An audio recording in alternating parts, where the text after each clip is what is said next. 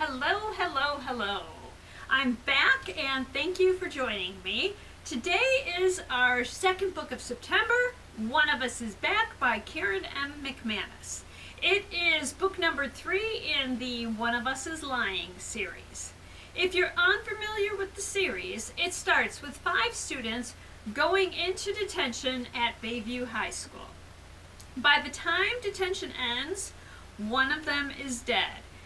And it just happens to be the one planning to divulge the secrets of the other 4 on the Bayview High School gossip app. And guess who the top suspects are? Yep, the others in detention. Bronwyn, Addie, Nate, and Cooper. Throughout the story, we get to know the characters and their secrets. In the second book, there is a copycat killer to uncover, and in this, the third book, the remaining characters are joined by characters that we're introduced to in book 2. At first, they think the billboard is just advertising. Bad advertising, but advertising nonetheless. But the billboard program was hacked to show the message, time for a new game. Everyone is a target. And when someone unexpected returns to Bayview, things are about to get deadly.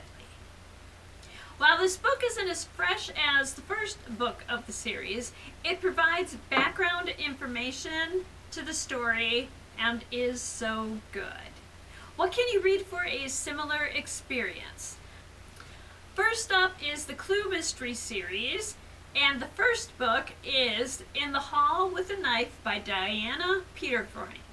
And yes, this series is based on the Clue board game, with reimagined and updated characters. A storm strikes, stranding, a group of students along with the headmaster and a dorm house mother at Blackbrook Academy. They all seek refuge in one of the dorms that's an old mansion. Hours later, the headmaster is discovered dead, and the circumstances of his death are suspicious. What is obvious is that someone killed Mr. Body. What is not so obvious is who it was, and they all have reasons to want him dead. The Inheritance Games by Jennifer Lynn Barnes and the other books of the Inheritance Games series. Avery Grams has plans for her future. What she doesn't plan on is being named as the sole heir to a billionaire's fortune. But when Tobias Hawthorne dies, that's exactly what happens. The only catch is that Avery must live in the Hawthorne mansion for a year, along with those she disinherited, including 3 grandsons and their parents. Tobias Hawthorne loved riddles, puzzles, and his grandsons do too. Avery will need to join forces with the grandsons to solve the riddles left behind. All of Your Twisted Secrets by Diana Urban is our final book. It's the only book we're talking about today that is a standalone. I love the setup of this story. 6 students are invited to a scholarship dinner. They soon discover that it's a trap.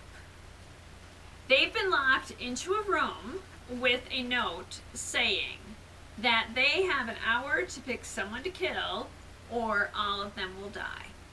Amber is determined to get them all out alive. That might not be so easy. No one knows how they're connected to one another or who wants them dead. They look back over the past year to see if they can figure out what triggered the ultimatum, and they realize that each of them is hiding something. As time runs out, questions become fear, and fear becomes panic. And there we are. I hope that you enjoyed this look at One of Us is Back by Karen M. McManus and other books to read for a similar experience. I will be back very soon when we will talk about my 3rd book for September, The Strange Case of the Alchemist's Daughter by Theodora Goss. I hope that you will join me then, and until then, I hope that you enjoy all that you do and all that you read. And thank you.